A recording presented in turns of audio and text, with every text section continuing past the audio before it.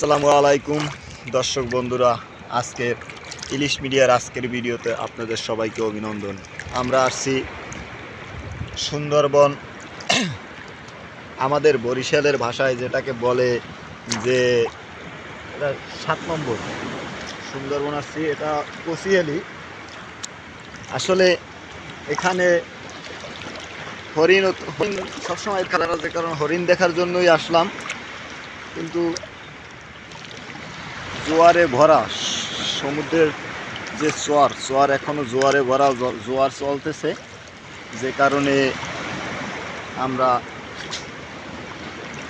হরিণগুলো দেখতে পারতেছি না। কারণ এখানে প্রচুর পরিমাণ হরিণ সমুদ্রের কিনারায় বাটায় যখন চর শুকানো থাকে তখন নামে।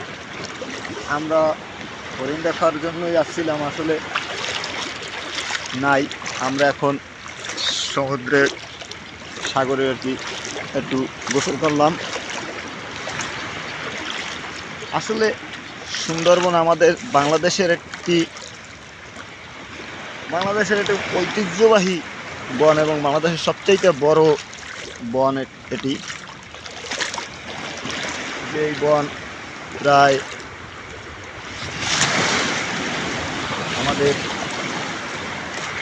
আমাদের তালতলী উপজেলা থেকে সুন্দরবন প্রায় 20 কিলোমিটারের মতো সমুদ্র পাড়ি দিয়ে আমরা আসছি। আমরা যে ট্রলারে আসছি, ট্রলার পাড়া দেওয়া, লঙ্গর করা।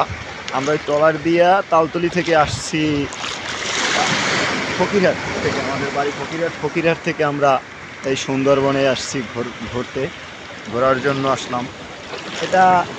এইখানে আমাদের এখানে জায়গাটার নাম হচ্ছে কচিয়ালি। এই জায়গাটা হচ্ছে কচিয়ালি। আসলে আপনারা চরটা ঘুরিয়ে সম্পূর্ণ দেখাইতে পারতেছি না, কারণ এখন বর্তমানে সমুদ্রের যে তীর, জোয়ারে ভরা, জোয়ারের পানিতে বাটায় যখন শুকনো থাকে তখন আসলে দেখানো যায় যে বাটায় শুকনো থাকলে এখানে এই চরে হরিণ নামে প্রচুর পরিমাণ। আসলে এখানে বাঘ নেই, বাঘ সুন্দরবনে বাঘ আছে, কিন্তু এই কচিয়ালিতে বাঘ নেই। ওপার মনে করেন যে এখান থেকে যদি ওপার যান, আমি আপনাদেরকে দেখাই। যদি ওপার যান, ওই আমার পিছনে দেখতে পাচ্ছেন যে ওই না হইলে যদি ওই ছোড়ায় ওই